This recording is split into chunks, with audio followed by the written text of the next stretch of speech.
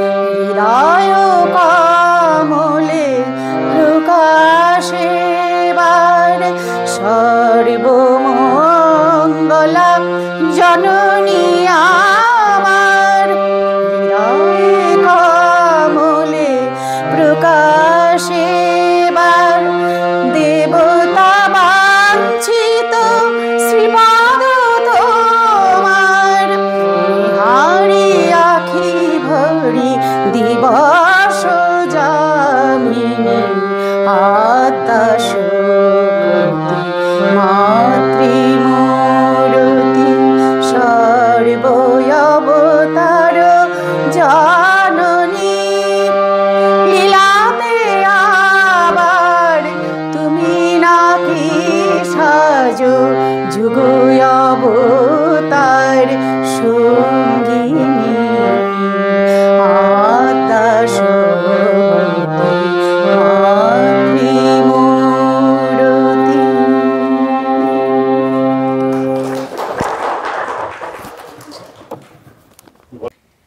নিবেদিতার লেখা চিঠিপত্র, রচনা, ভাষণ ইত্যাদি গভীরভাবে অনুশীলন করলেই আমরা জানতে পারি ভারতের পুরাণ পৌরাণিক দেবদেবী কিভাবে তাকে প্রভাবিত করেছিল। একজন বিদেশিনীর লেখনী থেকে আমরা আমাদের পুরাণকে স্বকীয় বৈশিষ্ট্যে পাই।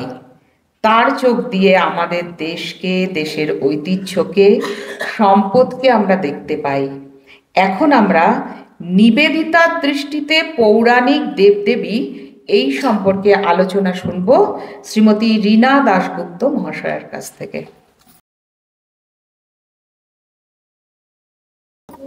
সর্বপ্রথমে আমি ঠাকুর, মা, স্বামীজির চরণে আভূমি লুণ্ঠিত প্রণাম জানাই। ভগিনী নিবেদিতার চরণে জানাই আমার শ্রদ্ধাপূর্ণ ভক্তি ও প্রণাম। এখানে আমাদের গৌতম বুদ্ধর চরণে জানাই প্রণাম। মহারাজের চরণে আমার আভূমি লুণ্ঠিত প্রণাম। এখানে উপস্থিত ভক্তবৃন্দকে আমার ভালোবাসা, শুভেচ্ছা জানিয়ে আমি একটুখানি আধ্যাত্মিক শিবির এইটা 2-4 লাইন বলতে চাই আর কি। চতুর্দিকে আধ্যাত্মিক পরিবেশ, ভক্তদের মিলন মেলা। দেবতুল্য মহারাজ আধ্যাত্মিক চৈতন্য সত্তায় বিরাজমান, নত জানু হলো সব ভক্ত তার কাছে। এতটুকুই শুধু আরম্ভ কাহিনীর।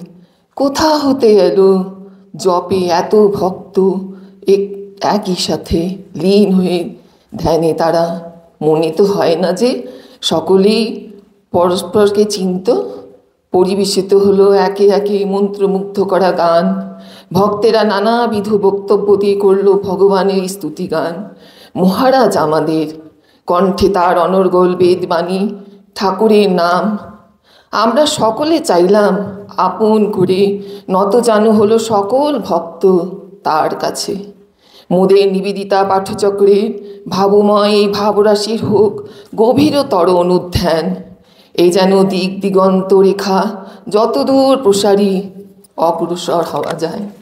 মহারাজ আমাদের তার এত তপ ও তপস্যা আমাদের অতি সীমিত জ্ঞানকে সীমা ছাড়িয়ে জ্ঞানের আলোয় উদার বিস্তারে আমাদের সত্তা ও সত্যকে ভরালেন চৈতন্য সত্তায় প্রতিষ্ঠার অমোঘ অঙ্গীকার। নত জানু হলো সকল ভক্ত তার কাছে। মহারাজ আমাদের অমৃতের সন্তান, পূর্ণতার তরুণ, সাধনা তার ঈশ্বরের আগমন প্রতীক্ষায় অটল। বারংবার স্মরণে মননে উপস্থাপনে করেন বেদ বেদান্তের মর্মবাণী। শ্রীরামকৃষ্ণের জীবন ও বাণীর প্রধান ধ্বনির করেন সমন্বয়। সমন্বয় গৃহস্থ ও সন্ন্যাসের। নত জানু হলো সকল ভক্ত তার কাছে। সৎসঙ্গের অগ্নি যেন মোদের চিন্তা ও কর্মকে উজ্জ্বল রাখে। জীবন যেন পুরুষকারের পথে সমর্পণের মোহনার উত্তরণ করে। জয় ঠাকুর। এবার আমি আমার বক্তব্যের মধ্যে যাচ্ছি। আমার আজকের পাঠ হচ্ছে নিবেদিতার দৃষ্টিতে পৌরাণিক দেবদেবী। ভগিনী নিবেদিতা ভারতের কল্যাণে নিজেকে সম্পূর্ণ নিবেদন করে দেবার এক আশ্চর্য শক্তির নাম, এক প্রেরণা এবং মহাপ্রাণীর নাম। নিবেদিতার পূর্ব নাম মার্গারেট এলিজাবেথ নোবেল। পিতা ছিলেন ধর্মযাজক। ধর্মের প্রতি মার্গারেটের সহজাত বিশ্বাস অনুরাগ ছিল। যৌবনে তার অন্তর্লোকে ধর্ম সম্বন্ধে নানা অতৃপ্তি ছিল। সংশয় ও দ্বন্দ্ব প্রবল আলোড়ন সৃষ্টি করেছিল। নিবেদিতার জীবন চরিত্রের প্রতি পাতায় মেলে তার দিব্য রূপান্তরের কাহিনী। তার বিপ্লব ঘটেছিল একটি মানুষের আবির্ভাবে। তিনি স্বামী বিবেকানন্দ। তাকে ভালোবেসেই তিনি শিখেছিলেন হিন্দুর দেবদেবীকে ভালোবাসতে, ভারতকে পুণ্যভূমি বলে চিনতে, ভারতের দিন দুঃখী আর্ত নিঃস্বকে কোল দিতে নিজের সন্তানের মতো। আর কোনো বিদেশিনী ভারতের ধর্ম, সংস্কৃতি, দুঃখ ও স্বপ্নকে এমন আপন করে গ্রহণ করে নিতে পারেনি। স্বামীজি ছিলেন সুবক্তা এবং জাত শিক্ষক।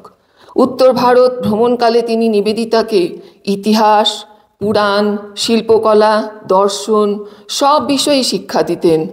স্বামীজি তাকে বুঝিয়েছিলেন ভারতের প্রাণরস তার পুরাণ, ইতিহাস ও ও লোকগাথার মধ্যে বিদিত। ত্যাগ, তিতিক্ষা, পবিত্রতা, সাহস, সত্যানুরাগ, পতিপত্নীর পবিত্র সম্পর্ক এসবই উজ্জ্বল চিত্র ধরা আছে পৌরাণিক সাহিত্যে। নিবেদিতা শ্রদ্ধার সঙ্গে স্বামীজির আলোচনাও শুনতেন ও লিপিবদ্ধ করে রাখতেন। দূরদর্শী স্বামীজি নিবেদিতাকে এমন এক জায়গায় রাখলেন যেখানে তিনি ভারত মাতার প্রত্যক্ষ সান্নিধ্য পেতে পারবেন। স্বামীজি নিবেদিতাকে বাগবাজারে শ্রী শ্রী মায়ের কাছে রাখলেন। সেখানে তিনি যোগিন মা, গোলাপ মা, গোপালের মা, গৌরী মার মতন আধ্যাত্মিক অনুভূতি সম্পন্না মহীয়সী নারীদেরও পবিত্র সান্নিধ্য লাভ করেছিলেন। এদের মধ্যে বর্ষীয়সী যোগিন মা নিজের চেষ্টায় পুরাণ, রামায়ণ, মহাভারত, গীতা, ভাগবত, চৈতন্য চরিতামৃত প্রভৃতি আয়ত্ত করেছিলেন এবং নিবেদিতা শ্রী শ্রী মায়ের গৃহে থাকাকালীন ভারতীয় পুরাণ কথা সম্বন্ধে ব্যাপক ধারণা যোগিন মার কাছ থেকেই লাভ করেছিলেন। সে কথা তিনি তার রচিত দ্য ক্রেডল টেলস অফ হিন্দুইজমের ভূমিকায় লিখেছেন। পুরাণের কাহিনী শোনা বা পড়া নিবেদিতার কাছে ছিল নতুন প্রাণরস আহরণের মতো। প্রাচীন কাহিনীর মনন, চিন্তন, অনুধ্যান পড়তে গিয়ে তার প্রথমেই ভালো লেগেছিল দুই দেবদেবীকে, শিব ও কালী। শিব হচ্ছেন ভারতবাসীর কাছে আদিদেব, মহাদেব, নিত্য শুদ্ধ, অপাবৃদ্ধ, অজ্ঞান তিমির নাশকারী। জগতের হলাহল পান করে তিনি নীলকণ্ঠ, তার কাছেই সর্বকর্ম সমর্পণ করতে হবে। তিনি নিখিল ভয়হর। স্বামীজি মার্গারেটকে ব্রহ্মচর্য ব্রতে দীক্ষিত করবার সময় প্রথমেই তাকে দিয়ে সংক্ষেপে শিব পূজা করিয়া নিয়েছিলেন। সেই আনন্দময় দিনটিতে স্বামীজি জটা, বিভূতি ও হাড়ের কুণ্ডল ধারণ করে মহাযোগী শিব সেজেছিলেন এবং ভাবে বিভোর হয়ে 1 ঘণ্টা ভারতীয় সঙ্গীত আলাপ করেছিলেন। স্বামীজির এই শিব ভক্তি নিবেদিতার হৃদয়ে অনুভবে এক গভীর অর্থ বহন করে এনেছিল এবং অমরনাথ গুহায় জ্যোতির্ময় মহাদেবকে সাক্ষাৎ দর্শনের সময় স্বামীজির ভাবান্তর দর্শন করবার সৌভাগ্যও নিবেদিতার হয়েছিল। কবিতা বুঝবার শক্তি নিবেদিতার অসামান্য ছিল। শূন্য পুরাণে শিব সম্বন্ধে একটি ছড়া দীনেশচন্দ্র সেন নিবেদিতাকে দেখিয়েছিলেন। তাতে লেখা ছিল, শিব, কেন তুমি ভিক্ষা করে খাও? ভিক্ষা বড় হীন বৃত্তি। কোনো দিন কিছু জোটে, কোনো দিন রিক্তভাবে ফিরে আসো। যদি তুমি চাষ করে ধান ভানো তাহলে তোমার এ কষ্ট দূর হবে। হে প্রভু, কতদিন তুমি উলঙ্গ হয়ে কেদো ভাগের ছাল পরে কাটাবে? যদি কাপাস বুনে তুলো করো তবে কাপড় পরতে পেয়ে কত সুখী হবে। এই নিতান্ত গ্রাম্য কবিতার মধ্যে যে ভারতীয় ভাবের কোনো অপূর্ব প্রেরণা থাকতে পারে দীনেশবাবুর একেবারেই মনে হয়নি। কিন্তু সিস্টার নিবেদিতার এই ছড়াটি শুনে মনে হয়েছিল সাধারণ ভক্ত উপাসকের কাছে কি চায়? ধন, যশ, মান, স্বার্থ ইত্যাদি প্রার্থনা করে। কিন্তু তিনি খুবই আশ্চর্য হয়েছিলেন যে ছড়াটিতে ভক্ত তার উপাস্যের প্রতি অনুরক্ত হয়ে নিজেকে সম্পূর্ণ ভুলে গেছে, নিজের দুঃখের কথা ভাবেইনি। ঠাকুরের জন্য তার প্রাণ গলে গিয়েছে। ঠাকুরের কষ্ট যাতে নিবারণ হয় তাই তার ভাবনার লক্ষ্য হয়েছে। দীনেশবাবু তখন বুঝেছিলেন যে নিবেদিতা যে এই ভাবেরই প্রতিমূর্তি। প্রকৃত ভক্তি সে ব্যক্তিকে অতিক্রম করে যায়, স্বার্থকে অতিক্রম করে পরার্থকে, সমষ্টিকে আপন করে নেয়। ছড়াটি যেন তারই পরিচায়ক। স্বয়ং নিবেদিতা ছিলেন এই ভাবেরই প্রতিমূর্তি। তবেই তো এই অসামান্য ভাবে তিনি আপ্লুত হতেন। আরও একটি ঘটনা, গিরিবালা ঘোষ নিবেদিতার স্কুলের ছাত্রী। তিনি অল্প বয়সেই বিধবা হয়েছিলেন। তার একটি কন্যা ছিল। তার বাসি বিয়ের দিন নিবেদিতা তাকে আশীর্বাদ করতে আসেন। বর বধূকে দেখে তিনি ভাবে বিভোর হয়ে বারে বারে শিব দুর্গা, শিব দুর্গা বলতে লাগলেন। চারপাশের কিছুর দিকেই তার মন নেই। কিছুক্ষণ এই ভাবে থেকে ঘর থেকে বেরিয়ে গেলেন। এর থেকে বোঝা যায় তিনি ভারতের পৌরাণিক চরিত্রগুলিকে সমাজ জীবনে পরিস্ফুট দেখতে পেতেন। এবার আমরা নিবেদিতার কালী চেতনা নিয়ে কিছু আলোচনা করব। ভারতের ধর্মজীবনে কালী মাতৃরূপিণী দেবী, কিন্তু তার মূর্তি রুদ্র মধুর। বিদেশিনী হয়ে নিবেদিতার কালীকে গ্রহণ ও তার বিষয়ে বক্তৃতা দান, তাকে নিয়ে কালী দ্য মাদার গ্রন্থ রচনা ও বিভিন্ন পাত্রে তাকে নিয়ে ভাবের আদান প্রদান আমাদের বিস্মিত করে। আমি পত্রে হবে, ওটা ভুল করে পাত্র বলে দিয়েছিলাম। এবং আসুন আরও একবার তার প্রতি আমরা শ্রদ্ধা নিবেদন করি। কাশ্মীরে ক্ষীর ভবানীর অলৌকিক দর্শনের পর স্বামীজি জগন্মাতার চিন্তায় তন্ময় হয়েছিলেন। মাতৃনির্ভর শিশুর মতন শরণাগতির ভাব নিয়ে ফিরে এসেছিলেন। সেই তন্ময়তা নিবেদিতাকেও গভীরভাবে প্রভাবিত করেছিল। স্বামীজি নিবেদিতাকে আধ্যাত্ম ক্ষেত্রে স্বাধীনভাবে চিন্তা করার সম্পূর্ণ অধিকার দিয়েছিলেন। 1891-এর 13 ফেব্রুয়ারি আলবার্ট হলে কালী ও কালী পূজা সম্বন্ধে নিবেদিতা বক্তৃতা দেন। সেখানে বহু গুণীজন উপস্থিত ছিলেন। নিবেদিতার ভাষণটি তাদের দারুণভাবে নাড়া দিয়েছিল। তার দ্বারা কালীতত্ত্বের ব্যাখ্যা সকলকে মুগ্ধ ও বিস্মিত করেছিল। এরপরই তিনি 28শে মে কালীঘাটে কালী পূজা সম্বন্ধে বক্তৃতা দেবার অনুরোধ রক্ষা করতে নগ্ন পদে সেখানে উপস্থিত হন। মা কালীর নাট মন্দিরে মহাপীঠের প্রতি শ্রদ্ধা জ্ঞাপন করে বক্তৃতা শুরু করেন এবং তিনি সেই সভায় নিজের পাণ্ডিত্যের পরিচয় দিয়েছিলেন এবং শিক্ষিত সমাজের সামনে তার নিপুণ ব্যাখ্যা সকলকে আবার বিস্মিত করে দিয়েছিল। নিবেদিতা বুঝেছিলেন সৃষ্টির অন্তরালে যে দুর্গেয় চিৎ শক্তি, তারই ভয়ঙ্করী রূপ কালী। নিবেদিতার জীবনীকার প্রবাজিকা মুক্তিপ্রাণা মাতাজি লিখছেন, কত বিভিন্ন রূপ এই মহাকালীর। শিশুর কাছে তিনি স্নেহময়ী মা, কি কোমল, কি মধুর তাহার ভঙ্গি, কিন্তু তিনি আবার ভীষণ হতেও ভীষণতর। সেই করাল রূপিণী ভয়ঙ্করা কালী মূর্তি নিবেদিতার মনে হতো একমাত্র পরম শিব গভীর ধ্যানে উপলব্ধি করিয়াছেন। এরপর নিবেদিতা যাহা বলেছেন তার নিজের ভাবে এক অপূর্ব বর্ণনা। দীর্ঘ আলুলায়িত কুন্তলা মহাকালীর ঘন কৃষ্ণ কেশদাম পৃষ্ঠে লুটাইয়া পড়িয়াছে। প্রচণ্ড ধাবমান বায়ুর কালের বা ঘটনা স্রোতের মতো। ত্রিনয়নার দৃষ্টিতে কালই মহাকাল, সেই মহাকালই ঈশ্বর। এক বিপুল ছায়ার মতো কৃষ্ণায়িত তাহার অঙ্গের নীলিমা। জীবন মৃত্যুরূপ রূঢ় সত্যের প্রতীক তিনি, তাই মা নগ্না দিগম্বনা। এই ভীষণাদপি ভীষণার হৃদয়ের অতলে নিমজ্জিত হইয়া শিব অপলক দৃষ্টিতে চাহিয়া আছেন এবং ধ্যানে মহাকালীর তত্ত্ব অবগত হইয়া তাহাকে মা বলিয়া সম্বোধন করেন। কালীতত্ত্বকে তিনি সহজ করে নিয়েছিলেন, মাতা পুত্রের সম্পর্কে আরোপ করে। এরকম পবিত্র নিবিড় সম্পর্ক আর কি হতে পারে?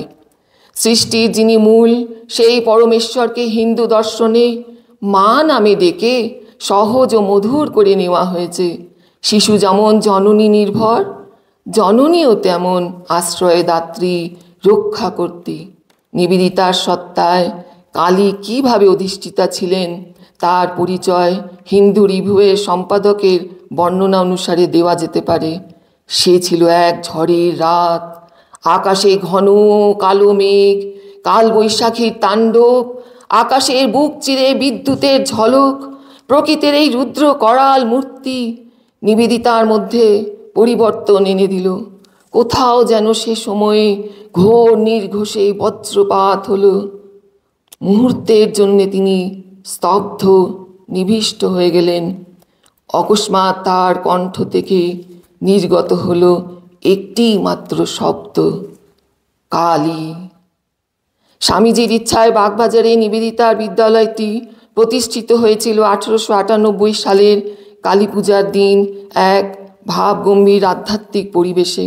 শ্রীরাম ও কৃষ্ণের শক্তিরূপিণী শ্রীমা সারদা দেবীর অমোঘ আশীর্বাদ নিয়ে এবং শ্রীরামকৃষ্ণের ত্যাগী সন্তানদের উপস্থিতিতে। বোসপাড়া লেনে যখন নিবেদিতা থাকতেন, তিনি সকলের সাথে গভীরভাবে মেলামেশা করতেন। তিনি যেমন সবার সুখে দুঃখে থাকতেন, প্রতিবেশীরাও তার ভালোবাসায় সবাইকে মুগ্ধ হয়ে ওনার জন্যে সবাই ওনার প্রতি মুগ্ধ হয়ে থাকতেন, তাকে আপন করে নিয়েছিলেন। কালী ও দুর্গা এই নাম, রূপ ও তত্ত্ব নিবেদিতার জীবনের প্রতিটি অণু পরমাণুর সঙ্গে জড়িয়ে গিয়েছিল। দুর্গা জগদ্ধাত্রী ও কালী ঈশ্বরের বিভিন্ন রূপ।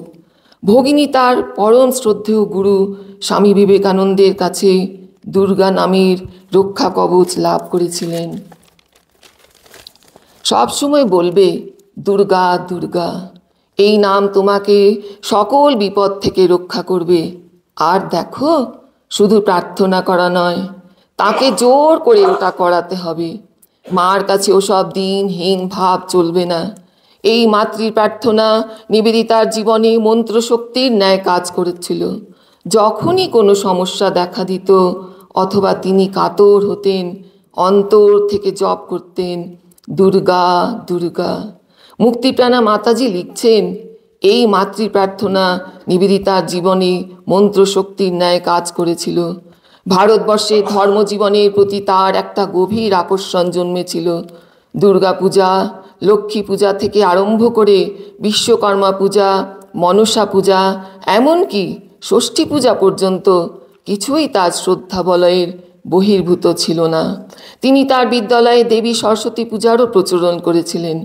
পূজার দিন হোমের ফোঁটা কপালে পড়ে খালি পায়ে আনন্দে তিনি ছোটাছুটি করতেন। নিবেদিতা ছিলেন আজন্ম শিক্ষক। শিশু শিক্ষার ক্ষেত্রে পুরাণের কাহিনীগুলির যে বিশেষ তাৎপর্য আছে তা তিনি অন্তর থেকে অনুভব করেছিলেন। এই অনুভূতির হাত ধরেই ছোট ছেলে মেয়েদের কাছে ভারতের প্রাচীন পুরাণের নানা কাহিনীকে সহজ সরল ভাষায় উপস্থাপিত করবার তাগিদে নিবেদিতার কলম থেকে আমরা ক্রেডল টেলস অব হিন্দুইজম বইটি উপহার পাই। এটি মূলত শিশু সাহিত্য। এই বইটিতে রামায়ণ, মহাভারত ও পুরাণ থেকে নেওয়া প্রায় 33টি কাহিনীর সংকলন আছে। পুরাণের অন্যতম আদর্শ চরিত্র সতী। সেই প্রসঙ্গে নিবেদিতা লেখেন, শিবের চিরসঙ্গিনী হলেন মহাশক্তি। নানান চিত্রে ও কাহিনীতে দেখা যায় মহাশক্তির নানান রূপ এবং সতীর প্রতি ব্রতের প্রকাশ ঘটেছে দক্ষযজ্ঞের পটভূমিকায়, যেখানে শিবের ক্রোধ, যজ্ঞ নাশ, সতীর দেহ কাঁধে তুলে নিয়ে তার তাণ্ডব নৃত্য সবটুকুই দক্ষ শিল্পীর মতো তুলে ধরেছেন। সতীকে নিবেদিতা বলছেন আদর্শ পত্নী, যিনি স্বামীর অপমানে দেহত্যাগ করেন। উমার তপস্যা, ছদ্মবেশে শিবের পরীক্ষা, মদন ভস্ম, উমার কঠোরতার তপস্যা, অবশেষে শিবের আবির্ভাব ও উমাকে গ্রহণ, সবটাই অপূর্ব দরদ দিয়ে ক্রেডল টেলসে বলা হয়েছে। পুরাণ থেকে কৃষ্ণ কথা স্মরণ করতে গিয়ে নিবেদিতা কৃষ্ণের বাল্যজীবন থেকে পরিহিত চিকিৎসা, বীরত্ব, আত্মনির্ভরতা, স্বজাতি প্রীতি, সর্বোপরি সর্বস্ব ত্যাগের আদ্যান্ত অন্নবদ্ধ জীবন অতি স্বল্প পরিসরে এঁকেছেন, যা সর্বশ্রেণীর পাঠকের কাছেই আদর্শ স্থানীয়। সরলাবালা সরকার লিখছেন, নিবেদিতার জন্যে যে গোয়ালা দুধ দিত সে একদিন তাহার নিকট ধর্ম সম্বন্ধে কিছু উপদেশ চাইছিল। নিবেদিতা তাহার কথা শুনে নিতান্ত সংকুচিত হয়ে পড়েন এবং নিজেকে অপরাধী মনে করে বারবার তাকে নমস্কার করে বলেন, তুমি ভারতবাসী, তুমি আমার নিকট কি উপদেশ চাও? তোমরা কি জানো না তুমি কৃষ্ণের জাতি? তোমাকে আমি নমস্কার করি। গভীর অন্তর্দৃষ্টি ব্যতীত এমন অনুভব সম্ভব নয়। তাও আবার তিনি ছিলেন বিদেশিনী। তিনি ব্যক্তিগত মান অপমান তুচ্ছ করে যে কোনো ধর্মস্থানের আধ্যাত্ম ভাব গ্রহণে সমর্থ ছিলেন। একজন বিদেশিনীর লেখনী থেকে আমরা আমাদের পুরাণকে স্বকীয় বৈশিষ্ট্যে পাই। শুধু অন্নবদ্য রচনা বলে নয়, তার চোখ দিয়ে আমরা আমাদের দেশকে, দেশের ঐতিহ্যকে দেখতে পাই। শুধু এদেশেই নয়, বিদেশে গিয়েও তিনি তন্ময় হয়ে ছোট ছোট ছেলেমেয়েদের কাছে রামায়ণ বা পুরাণের কাহিনী বর্ণনা করতেন। স্বামী বিবেকানন্দ ছিলেন অসীম ভাবরাজ্যের অধীশ্বর, নিবেদিতা তারই মানস কন্যা। আধ্যাত্মিক ভাব গ্রহণের জন্যে হৃদয়ের যে প্রস্তুতি প্রয়োজন তা নিবেদিতার ছিল। স্বামীজির ভাব তার মধ্যে অনুস্যত হয়েছিল, অনুরণিত হয়েছিল। নিবেদিতা ছিলেন মহীয়সী, মহান গুণরাশি, সব একে একে লীন হয়ে গেছিল তার অপরূপ জীবন চর্চায়। স্বামীজি শ্রী শ্রীমা ও রামকৃষ্ণ পার্শ্বদের জীবন দেখে নিবেদিতা শিখেছিলেন যে ধর্ম কোনো অনুষ্ঠান বা আড়ম্বরে নেই। প্রকৃত ধর্ম, প্রকৃত ভক্তি ভক্তকে দৈবী সম্পদে ঋদ্ধ করে তোলে। নিবেদিতা নিজেই হয়ে ওঠেন সাক্ষাৎ দেবী। তাই স্বামীজি তাকে বলেছেন যে ভবিষ্যৎ ভারত সন্তানের কাছে তুমি একাধারে জননী, সেবিকা ও বন্ধু হয়ে ওঠো। এবার আমি কয়েকটি পংক্তি ওনাকে নিবেদন করে আমার বক্তব্য শেষ করব। নিবেদিতা সে তো কোনো মানুষের নাম মাত্র নয়, দেবী, জননী তিনি। মানুষের হৃদয়ে সমস্ত সুন্দর ইচ্ছার প্রতিরূপ, শুভ্র শুদ্ধ মানবীয় সচেতনতার অনিদ্য কল্যাণ মূর্তি, পরিণত পুণ্যের বিস্ময়। শ্রীরাম ও বিষ্ণুর। সবাইকে আবার ধন্যবাদ জানাই। স্বামী বিবেকানন্দ ছিলেন অসীম ভাবরাজ্যের অধীশ্বর, নিবেদিতা তার মানস কন্যা। স্বামীজির ভাব তার মধ্যে অনুরণিত হয়েছিল। আধ্যাত্মিক ভাব গ্রহণের জন্য হৃদয়ের যে প্রস্তুতি প্রয়োজন নিবেদিতার তা ছিল বিচার বিশ্লেষণ করার মতো প্রখর বুদ্ধিসম্পন্ন মস্তিষ্ক। এই মহান হৃদয়, বুদ্ধি, বিচারশীলতা, মনন নিবেদিতাকে সাহায্য করেছিল হিন্দুদের অধ্যাত্ম ভাব গ্রহণ করতে, হিন্দু দর্শন শাস্ত্রের মর্মার্থ উদ্ঘাটন করতে। এখন আমরা আমাদের পরম পূজনীয় মহারাজের শ্রীমুখ থেকে আলোচনা শুনব নিবেদিতার হিন্দু ধর্ম গ্রহণ।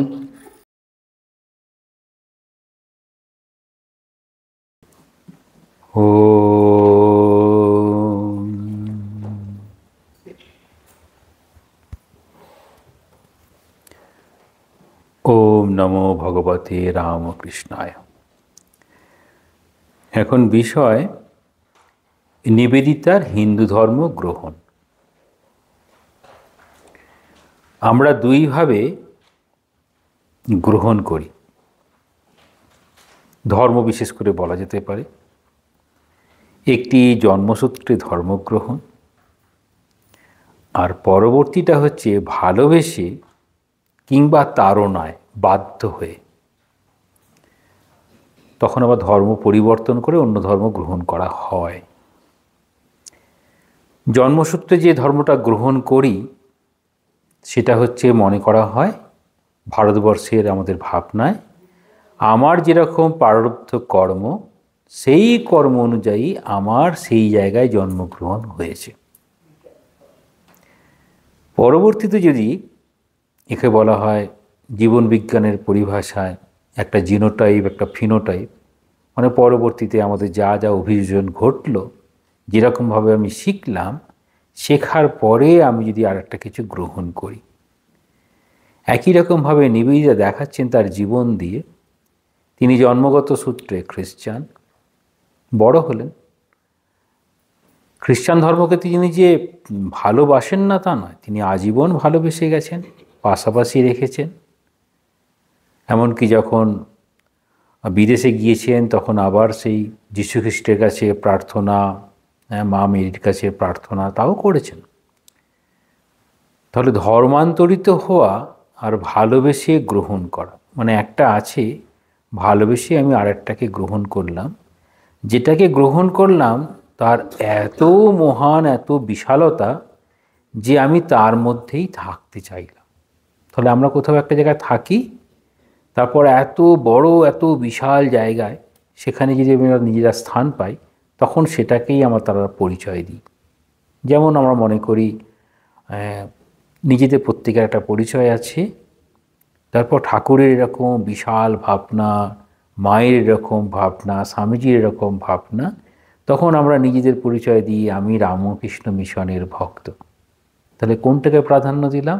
জন্মগত সূত্রে তো আমরা এখানে যারা আছি বেশিরভাগই হিন্দু পরিবারে জন্মগ্রহণ করেছি, কিন্তু আমি হিন্দু না বলে আমরা সাধারণত বলি আমরা রামকৃষ্ণ মিশনের ভক্ত বা ঠাকুরের ভক্ত। আমাদের এখানে যারা ছাত্ররা আসে তারা সবসময় এখানে যখনই যায় তারা নিজেদের নাম বলার পরেই বলে আমরা মিশন থেকে এসেছি, আমরা RKM স্টুডেন্ট।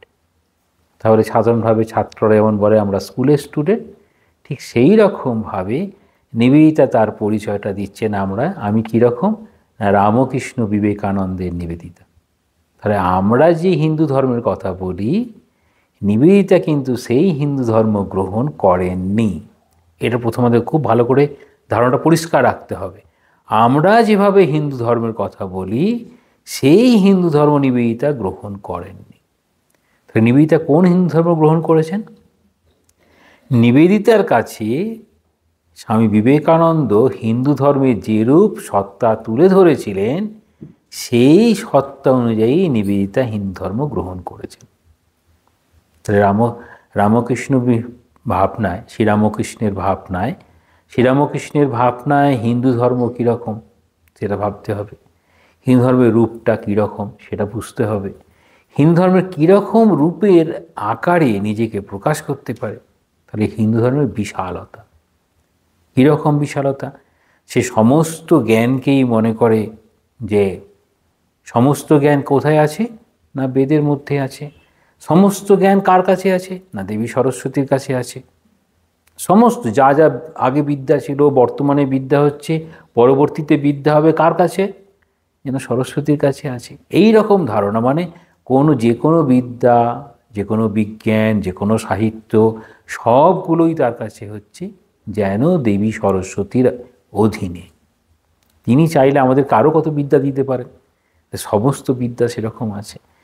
দেখাবেন যে ভারতবর্ষের এই হিন্দু ধর্মের এত বড় বিশালতা, সেখানে আলাদাভাবে বৈষ্ণব কিংবা শাক্ত কিংবা গানপত্য এসব কোনোটাকেই প্রাধান্য দিচ্ছেন না। সব মিলিয়ে যে হিন্দু ধর্ম, তাহলে হিন্দু ধর্ম এখানে বলা হয় পুরাতন। তাহলে পুরা অপি নব, তাহলে বলা হচ্ছে পুরাতন, পুরা অপি নব, পুরাতন কিন্তু নূতন। সেই ভাবনাটাকে আর কি শব্দ দিয়ে প্রকাশ করা হয়? বলা হয় শাশ্বত।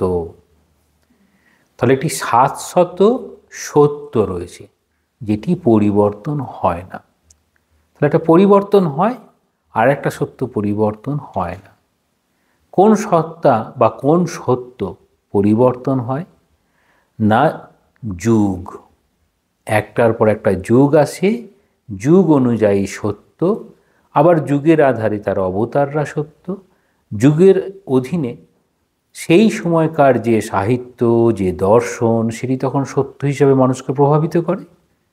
সেটি বলছেন সত্যম আর ঋতম। ঋতম যেটি আত্মার কথা বলা হয়, যেটি শাশ্বত সত্য, যেটি প্রেরণা দিচ্ছে সব সময়, সকল মানুষকে প্রেরণা দিচ্ছেন, সেই শাশ্বত সত্যের কথা বলেন। সেই সত্যের আধারেই তৈরি হয়েছে পৌরাণিক ধারণা, পৌরাণিক এইরকম দেবদেবীর সেখানে অবতারণা করা হয়। তারা যেন সেই ঈশ্বরের প্রতিভূরূপে নিজেদের চরিত্রের আকারে নিজেকে প্রকাশ করছেন।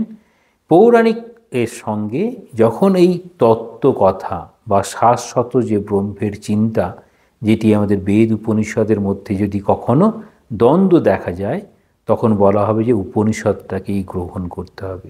অর্থাৎ হিন্দু ধর্মের একটি নির্দিষ্ট মাপকাঠি হচ্ছে, সেটি হচ্ছে সত্য। যে সত্য পরিবর্তন হয় না, যে সত্য পৌরাণিকের মধ্যে আবদ্ধ নয়, এবং যে সত্য কেবলমাত্র দেবদেবীর আকারের আধারেও নয়। তাহলে আকার, সেই পৌত্তলিকতা যেভাবে পাশ্চাত্যের ভাবনায় ভারতবর্ষের দেবদেবী, ভারতবর্ষের ধর্ম যেন পৌত্তিকলতার, মানে পুতুলের রূপ নিয়ে যেন প্রকাশ পাচ্ছে, পৌত্তিকলতা। তাহলে এই পৌত্তলিক যে ভাবনা, সেই পৌত্তলিক ভাবনার ঊর্ধ্বে তাহলে দেবীর চরিত্রের বর্ণন, তার ভাবনার বর্ণন, তার শক্তির বর্ণন, তার সত্য। তাহলে দেখাবে সেখানে একই সত্য বিভিন্নভাবে প্রকাশ পাচ্ছে। যদি বলা হয় ব্রহ্ম, সেখান থেকে সৃষ্টি, সেখানে স্থিতি, সেখানেই লয়, তখন বলা হবে ব্রহ্ম। এই যে ব্রহ্ম, তার স্বরূপটা ব্রহ্মা যেন সৃষ্টি করলেন, পালন করছেন বিষ্ণু, আর সংহার করছেন শিব বা শঙ্কর। এই ব্রহ্মা, বিষ্ণু, মহেশ্বর এরকমভাবে বলা হচ্ছে, কিন্তু আসলে সেই ব্রহ্মের স্বরূপ। এই যে তখন নিবেদিতার কাছে ধারণা আসছে যেই হিন্দু ধর্ম, তাহলে পৌত্তলিকতা যেটি কি বলা হচ্ছে সেটি সাধারণ মানুষের ধারণা, কিন্তু ভারতবর্ষের যে দর্শনগুলো এই ধারণাগুলো দিচ্ছে, সেই দর্শনের যদি চরম সীমায় পৌঁছানো যায়, তখন দেখাচ্ছেন দ্বৈত, অদ্বৈত, বিশিষ্টাদ্বৈত। এই অদ্বৈত ভাবনা নিয়ে যখন পৌঁছাচ্ছে, তখন সেখানে যে সত্য দাঁড়াচ্ছে, যে সত্যের অনুসন্ধানে নিবেদিতা নিজের ধর্ম অর্থাৎ সেই খ্রিস্ট ধর্ম সেটিকে ম্লান করতে পর্যন্ত তার বিন্দুমাত্র কোনটা হচ্ছে না। কেন না, সেখানে এই ঈশ্বর, সেখানে ঈশ্বর স্বরূপ হচ্ছে যীশুখ্রিস্ট। তাহলে খ্রিস্ট সেই ঈশ্বর, সেখানে একটা রূপ আছে, একটা গুণ আছে। তাহলে স্বরূপ, সগুণ ঈশ্বর। সেখানে দেখা যাচ্ছে নির্গুণ, নিরাকার ঈশ্বর, সেটি আবার বিভিন্নভাবে প্রকাশিত হতে পারে। এই ধারণাগুলো এত প্রভাবিত করলো, তখন তিনি ভাবছেন এই যে সাধারণ ধারণা থেকে উচ্চতর ধারণায় নিজেকে নিয়ে যাওয়া, সেটি হচ্ছে আমাদের গতি এবং স্থিতি। গতি কীরকম? গতি হচ্ছে উত্তরণ, যেখানে ছিলাম তার থেকে আমরা ঊর্ধ্বে যেতে পারি। সেই জন্যই বলছেন যে it is good to be born in a church, মানে একটা কোনো ধর্ম সম্প্রদায়ের মধ্যে জন্মগ্রহণ ভালো। বেটার টু ডাই আউটসাইড, মানে তার থেকেও ঊর্ধ্বে গিয়ে মৃত্যু ভালো। তাহলে আমি যেখানে ছিলাম তার থেকেও আমার বড় বিকাশ হলো, সেটি সবার জীবনে দেখাবেন। নিবেদিতা সেটি দেখাচ্ছেন যে প্রথম আমি যখন এই 18 বছরের পর থেকে খ্রিস্ট ধর্মের মূল মন্ত্রগুলির যথার্থ সম্বন্ধে আমার মনে সন্দেহ জাগে। সেখানে ব্যক্তিস্বরূপ ঈশ্বর, তার জন্ম, তার কর্ম, তাহলে সেখানে নৈর্ব্যক্তিক ঈশ্বর, সেই সত্তা, ঈশ্বর কি কেবল একটি মানুষের আকারেই আসে? ঈশ্বর কি সকলের মধ্যে আছে? ঈশ্বর কি শাশ্বত? ঈশ্বর কি সকল সন্তানের জন্য সমানভাবে ভাবে? কারণ নিবেদিতা চাইতেন সকলের জন্য যেন আমি সেবা করতে পারি। এটি কার কাছে শিখেছেন? নিজের বাবার কাছে। দেখছেন বাবা মাঝে মাঝেই গ্রামে চলে যেতেন, ঘোড়ায় করে যেতেন, ওষুধের বাক্স নিয়ে যেতেন, গিয়ে সেখানের মানুষদের, দরিদ্র মানুষদের সেবা করতেন। কিন্তু দেখাচ্ছেন এই দরিদ্র মানুষগুলো যদি খ্রিস্টান হয়, তখন খ্রিস্টানরা তাদেরকে সেবা দিতে আগ্রহ প্রকাশ করে, কিন্তু বাকিদের ক্ষেত্রে নয়। তখন ভাবছেন খালি কি সত্য কি একটা লিমিটেড, একজনের জন্য এসেছেন? তাহলে অনেক কিছুকেই এই সত্যের পরিপন্থী এবং অলিক বলে তার সন্দেহ মনে হচ্ছে। এটা মনে হচ্ছে অলিক, এটা সবটা সত্য নয়। তাহলে এই পরিভাষাতে তার পরিবর্তন আসছে। কেন? বলছেন এই ধারণা আরও দৃঢ় হচ্ছে, মানে খ্রিস্ট ধর্ম কতটা সত্য, কতটা উদার, কতটা যুক্তিবাদী। যুক্তিবাদী যে একদম নয়, নিবেদিতা সেটা স্বীকার করে নিয়ে বলছেন হিন্দু ধর্মের বিশেষত্ব হচ্ছে তারা বিজ্ঞানকে স্থান দেয়, তারা গণিত মানে অঙ্ককে স্থান দেয়, তারা সাহিত্যকে স্থান দেয়। তাহলে এই বিজ্ঞানকে যে একদম স্থান দিতে চায়নি, সেই জন্য তোদের বিজ্ঞানীদের পর্যন্ত মৃত্যুবরণ করতে হয়েছিল। গ্যালিলিওর কষ্ট, কোপার্নিকাসের কষ্ট, এসব বলছেন তাদের কত। তাহলে সেই ধর্ম কি করে সকলের জন্য ইউনিভার্সাল হচ্ছে? সকল সত্যকে তারা তাহলে মেনে নিতে পারছে না। খ্রিস্ট ধর্মের প্রতি তার আস্থাটা যেন নড়ে গেল। যেখানে জন্মগ্রহণ করলেন সেখানে তার আস্থাটা নড়ে গেল। বলছেন 7 বছর এরকম দোদুল্যমান অবস্থা, মানে যেখানে আছেন ঈশ্বরীয় ভাবনা ভাবতে গেলেই খ্রিস্টকে নিয়েই ভাবছেন, কিন্তু সেখানে তার সন্দেহ, আমি যেটাকে অবলম্বন করেছি সেটা সত্যিই সত্য তো? তাহলে এবার এই সন্ধানী মন, তাহলে আমাদের যতক্ষণ না সেই উত্তর কেউ দেয়। এই একই রকমভাবে ব্রাহ্ম সমাজে যখন নরেন্দ্রনাথ যাচ্ছেন, যখন ঈশ্বর দেখেছেন কিনা জিজ্ঞাসা করলেন, সেই উত্তর যখন পেলেন না, সেই উত্তর পেলেন ঠাকুরের কাছে, তারপরে ঠাকুরের কাছে সন্দেহটা নিরসন হলো। তাহলে সন্দেহের যদি নিরসন না হয়, তাহলে সন্দেহ নিয়ে কেউ কখনো আধ্যাত্মিক জগতে আগাতে পারেনি। তাহলে সন্দেহ নিরসন হতে হবে। এবার বলছেন, যেহেতু সত্য অনুসন্ধান করাই তার জীবনের লক্ষ্য ছিল, তাহলে এই সত্য অনুসন্ধানের জন্য তিনি চললেন। কোথায় চললেন? যেখানে সত্য আছে। হাতের সামনে সত্য কী থাকে? সমস্ত শিক্ষিত মানুষ জানেন আমাদের হাতের সামনে সত্য হচ্ছে বিজ্ঞান। যে কোনো বিজ্ঞান হচ্ছে সত্য। কীরকম? ফিজিক্স পড়াবে, একদম সত্য। সেখানে কিছু হাইপোথিসিস থাকে, কিন্তু অনেকটাই সত্য। কীরকম না, ল্যাবে পরীক্ষা করে পরিষ্কার তাকে বুঝিয়ে দেওয়া যায় এটাই হয়েছে। বা কেমিস্ট্রি পরিষ্কার বোঝাতে পারে যে কি হয়েছে। এই সমস্ত বিজ্ঞানগুলো হচ্ছে, বলছেন, যুক্তি নির্ভর, সত্য নির্ভর।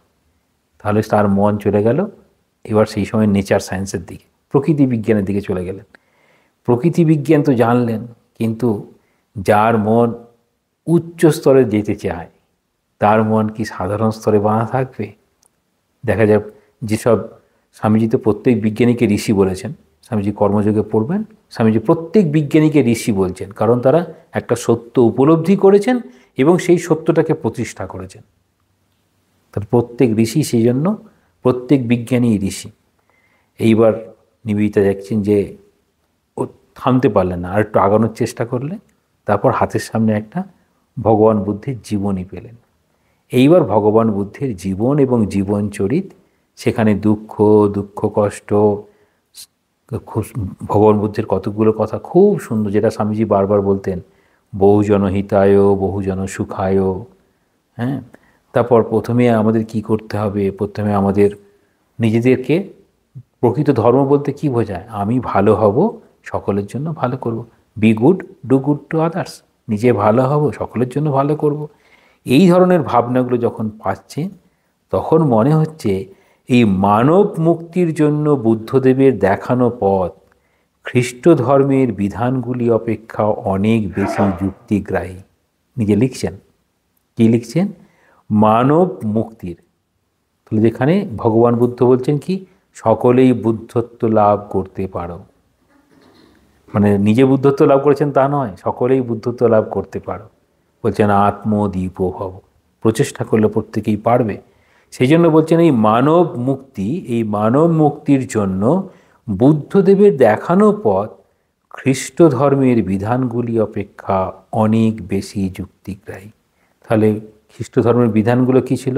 এটা করো, ওটা করো না, তুমি পাপ করেছো, ঠিক আছে দান করে দাও, তোমার পাপ মুক্তি হয়ে গেল। এই সব দিকে যে ধারণা, সেখানের ঊর্ধ্বে। বলছেন এরপরেই ধর্মবিশ্বাসের যেন পরিবর্তন হচ্ছে। তাহলে খ্রিস্ট ধর্মে ছিলেন, বিজ্ঞানে এলেন, ভাবনার পরিবর্তনে ভগবান বুদ্ধের স্থান। তাহলে ধর্মবিশ্বাসের পরিবর্তনের সূচনা। এই সূচনার পরেই বলছেন, নিজে লিখছেন বলে, তোমাদের বড়লাট, মানে ভারতবর্ষের বড়লাট, তোমাদের বড়লাট লর্ড রিপনের এক আত্মীয়র বাড়িতে আমার চা খাওয়ার নিমন্ত্রণ করেছিলেন 1895 10 নভেম্বর সানডেতে লন্ডনের ওয়েস্ট এন্ডে ইসাবেল মার্গাসনের গৃহে। তাহলে তিনি কে ছিলেন না, তোমাদের বড়লাট, আমাদের বড়লাট তাদের সম্পর্কিত আত্মীয়। সেখানে কি শুনছেন? স্বামীজির কাছে শুনছেন। স্বামীজির কাছে ভারতবর্ষের ধর্ম সম্পর্কে শুনলেন। আর একটা বড় বিষয়, ভারতবর্ষের ধর্মটা হচ্ছে গুরু শিষ্য প্রশ্ন করা। এই রকম গুরু প্রশ্ন করবেন, শিষ্য প্রশ্ন করবেন, বা শিব পার্বতী সংবাদের মতো, বা পিতা পুত্রের সংবাদের মতো। এই রকম হচ্ছে সংবাদ, মানে আলাপ আলোচনার মধ্যে দিয়ে। হঠাৎ করে কোনো একদম কঠিন কোনো বিষয়ের অবতারণার আগে প্রত্যেকটা স্টেপ বাই স্টেপ চলেছেন। তাহলে হঠাৎ করেই এইরকম বলে তোমাকে মেনে নিতে হবে না, তুমি ধীরে ধীরে দেখো, একটা উপদেশ দিলেন, তুমি পালন করো, তারপর তুমি ওখানে পৌঁছাও, নিজে বুঝতে পারবে। তাহলে সেখানে তার যে ব্যাকুলতা, তাহলে নিবেদিতার যে ব্যাকুলতা, সত্যকে জানবেন, ভগবান বুদ্ধের জীবন তাকে প্রভাবিত করলো, ভগবান বুদ্ধের বাণী তাকে প্রভাবিত করলো। এবার স্বামীজির কাছে এসে তার সমাধান হচ্ছে।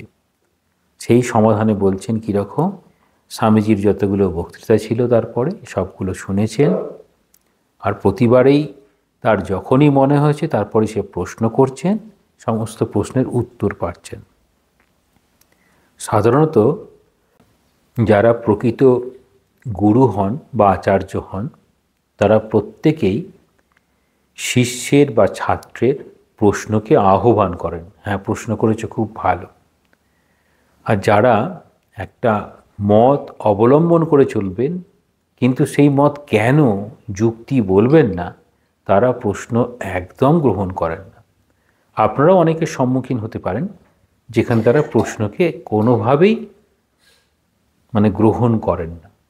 একরকমভাবে বক্তৃতা হয় আর আরেকদিকে শোনা হয়, কিন্তু কোনো প্রশ্নের উত্তর দেওয়া হয় না। সেখানে স্বামীজি দেখাচ্ছেন প্রত্যেকটা প্রশ্নের উত্তর নিবেদিতাকে দিচ্ছেন। প্রশ্ন যদি জাগে, একটা প্রশ্ন করার জন্য প্রশ্ন হতে পারে, আর একটা সন্দেহ নিরসন, যেখানে বলা হয় শ্রবণ মনন, ডাউট ক্লিয়ারেন্স। সন্দেহ নিরসন হওয়ার পরে তখন স্বামীজি বুঝতে পারছেন যে নিবেদিতার মনে এরকম ভাবনা, সত্যিকারের সত্যকে জানতে গেলে ভারতবর্ষে আসতে হবে। এবার বলছেন কেন সত্যিকারের সত্যকে জানার জন্য ভারতবর্ষে আসার প্রয়োজন কেন? বলা হয় মাছকে জলে রাখলে পরেই মাছটা ভালো থাকে, তাই তো? আর ফিশ আউট অফ ওয়াটার হলে কী হবে? তার মৃত্যু হয়ে যাবে। এইবার সেখানে সেই পরিবেশে যদি এই ভারতীয় ভাব গ্রহণ করে তাদের মধ্যে বিচরণ করার চেষ্টা করে, তাহলে নিবেদিতা কি সত্যিই বেঁচে থাকবেন? প্রাণে বেঁচে থাকবেন কিন্তু ভাবধারায় বেঁচে থাকবেন না। তাহলে সত্যিকারের ভাবধারায় আনার জন্য কি করতে হবে? স্বামীজি বুঝতে পারলেন যে এই ভারতবর্ষের এই উন্নতি, মেয়েদের এরকম শিক্ষা, এগুলো সব সেকেন্ডারি। ভারতবর্ষের মেয়েদের শিক্ষা দেওয়া কিংবা ভারতবর্ষের উন্নতি কেন সেকেন্ডারি বলছি না, একজন ছাত্র সে প্রকৃত জ্ঞানের অভিলাষী, শিক্ষকের কাছে সেটি বড় পাওনা। প্রকৃত জ্ঞানের অভিলাষী মানে তিনি ব্রহ্মজ্ঞান চাইবেন বা ব্রহ্মকে জানবেন বা ঈশ্বরকে জানবেন, সম্পূর্ণরূপে ভারতীয় এই হিন্দু ধর্মকে জানবেন, সেটি সব থেকে বড় কথা। সে যদি কোনোভাবে ভারতবর্ষে নিয়ে আসা যায়, যদি সেখানে শ্রীমা সারদা দেবী আছেন, স্বামীজির আরও গুরু ভাইরা আছেন যারা ঠাকুরের ভাবনা অনুযায়ী হিন্দু ধর্ম পালন করেন, তাহলে ঠাকুরের ভাবনা অনুযায়ী হিন্দু ধর্ম পালন করেন, তাদের মধ্যে যদি নিবেদিতাকে রাখা যায় তাহলে সে সহজেই এই হিন্দু ধর্ম গ্রহণ করে নিজের জীবনকে সার্থক করতে পারবে। অদ্ভুত এটা ইনসাইট, সেটা স্বামীজি বুঝেছিলেন, সেভাবেই বলছেন। নিবেদিতাকে সামনে দেখাচ্ছেন, না তুমি তো স্কুল টিচার ছিলে, তুমি খুব ভালো আর্টিকেল লিখতে পারো, তাহলে তুমি চলো ওখানে মেয়েদেরকে একটু শেখাবে। কিন্তু ভেতরে কী ইচ্ছে? ভেতরের ইচ্ছেটা আমরা সবসময় ভাববো যে আমরা অনেক সময় খুব ভালো কাউকে দেখলাম, তুমি এসে একটু আশ্রমে দুদিন থাকতে পারো। হ্যাঁ, তুমি তো আমাদের বক্তৃতা শুনলে, কেন বলা হলো? তুমি খালি বক্তৃতা দিলাম, আমার বক্তৃতাটা শুনলে। আমরা কীরকম জীবনযাপন করি দুদিন দেখতে পারো, তোমাদের ইচ্ছে হয়, সেটি ভালো হবে। তাহলে কাছে থেকে দেখবেন যে ভাবনা নিয়ে স্বামীজি এরকম হয়েছেন, যেরকম বলছেন, সেই ভাবনার মানুষগুলো কীরকম হবে। তাহলে প্রকৃতপক্ষে হিন্দু ধর্মের চর্চার ক্ষেত্রটা হচ্ছে এই ঠাকুরকে পরিবৃত করে যে পুরো নারী পুরুষ মানে ঠাকুরের ত্যাগী সন্তান, ঠাকুরকে ভালোবেসে মায়ের সঙ্গে আছেন বেশ কিছু, এরকম যোগীন মা, হ্যাঁ, লক্ষ্মী দিদি, এটা সব যারা আছে সকলেই আছে, গোপালের মা, সকলকে দেখছেন, দেখে আরও ভালো করে বুঝতে পারবেন, জানতে পারবেন। সেটি বলছেন এইখানে দেখে বুঝতে পারবেন যে সর্বশ্রেষ্ঠ ধর্মমতের জন্মক্ষেত্র বলে আমি ভারতকে ভালোবাসি। সর্বশ্রেষ্ঠ ধর্মমতের জন্মক্ষেত্র, এই যে সর্বশ্রেষ্ঠ ধর্মমতের জন্মক্ষেত্র যদি এই শ্রীরামকৃষ্ণের পরিকরদের মধ্যে না থাকতেন, তাহলে কি তিনি পেতেন এই সর্বধর্মের এই যে সর্বশ্রেষ্ঠ ধর্মমতের জন্মক্ষেত্র? মানে ঠাকুরের জীবনকে অবলম্বন করে যারা হিন্দু ধর্ম মেনে চলেছেন তাদের মধ্যে যদি সেই বেষ্টনের মধ্যে না থাকতেন তাহলে কি সেই ভারতবর্ষকে ভালোবাসা সম্ভব হতো? বাকিদের দেখছেন গৌণ হিসাবে, বাকি সব কিছু। কেন নিবেদিতা বারে বারে দার্জিলিংয়ে চলে আসতেন? তাহলে নিবেদিতা একটা কর্মমুখীন জীবন, একটা অন্তর্মুখীন জীবন। যখনই অন্তর্মুখীন জীবনের জন্য আহ্বান, নিজে নিজে বুঝতে পারতেন আমরা অনেক বেশি কর্মে নেমে পড়েছি, আমাদের হয়তো রজগুণের বৃদ্ধি হচ্ছে, আমাদের আবার সত্যগুণের বৃদ্ধি বাড়াতে হবে, নিজের মনটাকে পুরো শান্ত জায়গায় নিয়ে চলে আসছেন। দেখাবেন, বলছেন এসব দেখানোর জন্য নিবেদিতা অনুরোধ করছেন। কাদেরকে অনুরোধ করছেন?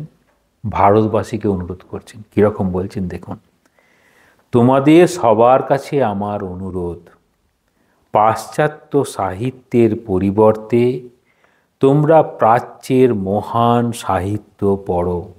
এই মহান সাহিত্য বলতে কোনগুলো মহান সাহিত্য? আমাদের যেটা শাশ্বত সাহিত্য, মহান সাহিত্য, বেদ, উপনিষদ, এইরকম পুরাণ, মহাকাব্য, এগুলো সব শাশ্বত। যে কারণে আমরা দেখি রামায়ণ, মহাভারত, এগুলো শাশ্বত কাব্য। বলছেন তাতেই মনোনিবেশ করো, দেখবে এই সাহিত্যমালা তোমাদের মনকে কোন উচ্চ মার্গে নিয়ে যায়। নিজের জীবনে পরীক্ষিত সত্য। মায়ের যারা সঙ্গে থাকতো, গোপাল মা, যোগিন মা, গোপালের মা, এদের কাছে কি শুনতেন? এরা যখন গল্প করতেন, কাদের গল্প করতেন? হয় কৃষ্ণের জীবনের গল্প ছোটবেলা, নাহলে রামের জীবনের গল্প। এই সব গল্পগুলো কোথায় জেনেছেন? বলছেন গার্হস্থ্য জীবনে সারল্য ও মর্যাদা রক্ষা করে চলো। প্রাচীনকালে যেরূপ পবিত্রতা ছিল, এখনকার সাদাসিধে পরিবারগুলিতে যেরূপ আছে। তাহলে প্রাচীনকালে ছিল, এখনকার সাদাসিধে পরিবারগুলিতে, খেয়াল করবেন শব্দগুলো, সাদাসিধে পরিবারগুলিতে যেরূপ ছিল, এখনকার সাদাসিধে পরিবারগুলিতে যেরূপ আছে। তাহলে এখনকার সাদাসিধে পরিবারগুলিতে যেরকম আছে, তাহলে সাদাসিধে পরিবার বলতে যারা একদম সাধারণ জীবনযাপন করেন, সেই রকম সাধারণ জীবনযাপন। সাদাসিধে বলতে কি বলা হয়? যেমন ভানু পিসিকে বলা হয় সাদাসিধে মানুষ ছিলেন। হ্যাঁ, আমরা আমি মা সকলের মাথায় দেখতে পাই। সাদাসিধে মানে হচ্ছে বাড়ির যে পরিবার যে কাজ আছে তার থেকেও ভগবানের প্রতি আস্থা, ভগবানের উপর নির্ভরশীলতা, ঠাকুর যা করেন এইরকম ভাবনা ভক্তি যাদের মধ্যে বেশি আছে, সেরূপ পবিত্রতা বজায় রেখো। পাশ্চাত্যের আধুনিকতা ও জাঁকজমককে প্রশ্রয় দিও না। অনুরোধ করছেন নিবেদিতা। পাশ্চাত্যের আধুনিকতা ও জাঁকজমককে প্রশ্রয় দিও না। ইংরাজি শিক্ষার প্রভাবে তোমাদের সহজাত বিনয় নম্র চালচলনকে হারিয়ে যেতে দিও না। তাহলে কি বলছেন? পাশ্চাত্যের ভাবনা এলে তোমাদের মধ্যে কি আসবে? তোমাদের যে সহজাত যে বিনয় এবং নম্র ভাব আছে সেটি হারিয়ে যাবে। সেটি কাদেরকে অনুরোধ করছেন? ভারতবাসীদেরকে অনুরোধ করছেন। বলছেন ওগুলো গ্রহণ করো না।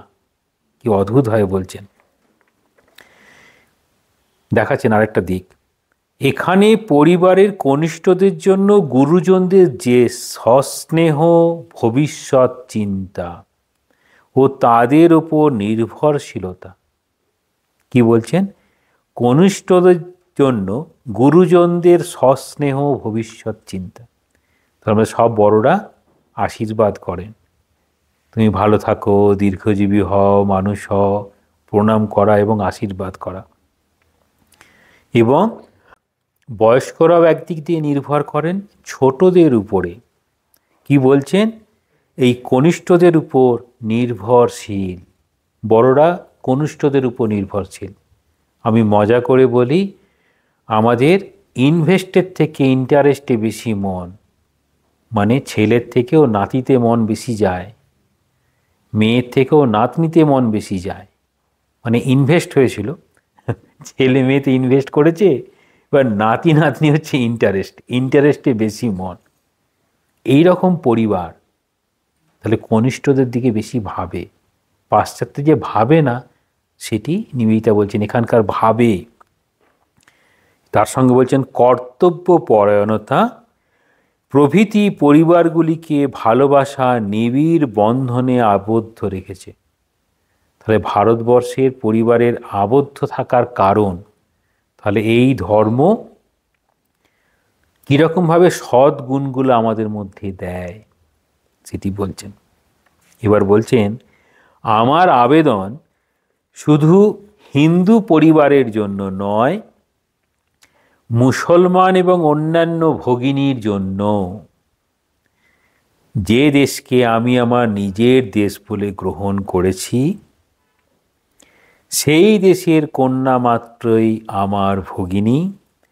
এই দেশেই আমি আমার আরাধ্য গুরুদেব স্বামী বিবেকানন্দের আরব্ধ কাজগুলি করে যেতে চাই বলে এই প্রবন্ধটি শেষ করছেন। এটি the complete works of sister Nivedita volume 2-তে রয়েছে। তার বঙ্গানুবাদ এটি কী কারণে কীভাবে বঙ্গানুবাদ করেছেন এরকম, কী কারণে কীভাবে আমি হিন্দু ধর্ম গ্রহণ করলাম। তাহলে নিবেদিতার হিন্দু ধর্ম গ্রহণ করার কারণ এবং আমরা যারা আছি তারা যেন নিবেদিতার ওই অনুরোধটা রাখি, সেই জন্য তিনি অনুরোধ করেছেন। ওম শান্তি শান্তি শান্তি। হরি ওম তৎসৎ।